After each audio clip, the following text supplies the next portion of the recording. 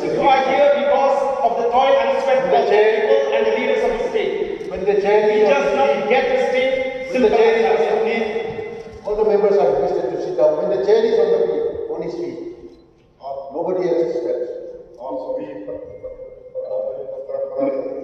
We condemn this. No. We don't want to accept this. We will not accept this. We are not informed.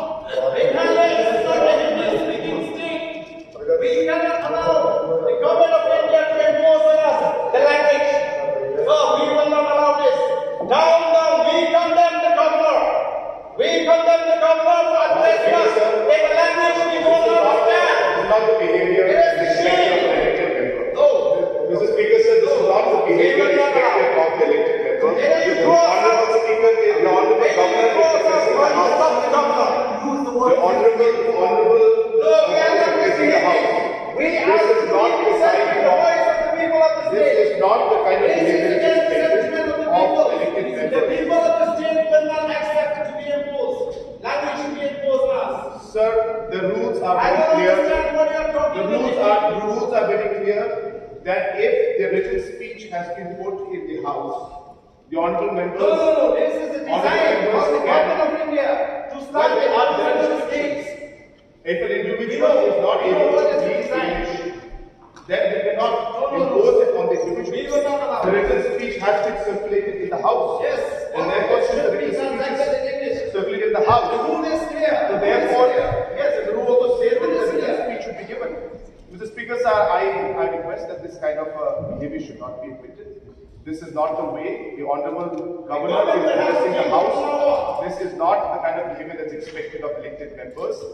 The written speech has been circulated to everybody, and there is no reason why the issue should be made. If an individual has got certain limitations in terms of not being able to speak or read a particular language, then we have to allow, because the written speech has been circulated. It is not that the Honorable Governor is speaking only because he is able to read Hindi, he is not able to read English, and that's the limitation that is there. There is no reason that we should give him an issue. He is not doing it because he wants to do it.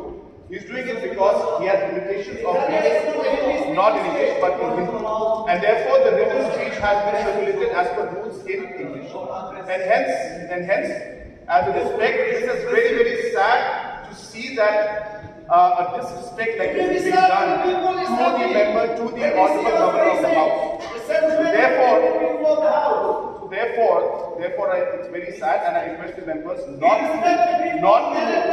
bring out an issue like this. This is not the way. The people of the state have not given us the mandate to speak in Hindi in this house. Would you please take your seat? No, Speaker, sir. Would you please take your seat?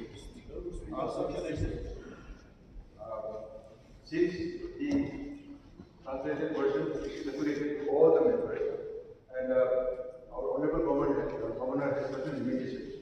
So I will allow Honorable Governor to speak in Hindi, and the translated version, English version, is circulated to all the members. I request members to kindly bear the House and also show decorum of the House, not to shout while the Honorable Governor is making his governor's speech. So I would request once again all the members to please bear the House and kindly listen to the governor's speech. So, as a matter of protest, Otherwise, I will of not accepting this kind of position from Delhi, we are sending Hindi-speaking governors to us. We don't understand what they are talking, so we will speak to walk out. We do not want part of this prostate, sir. And those who don't feel insulted, they may stay in their seats. This is insulting for the state.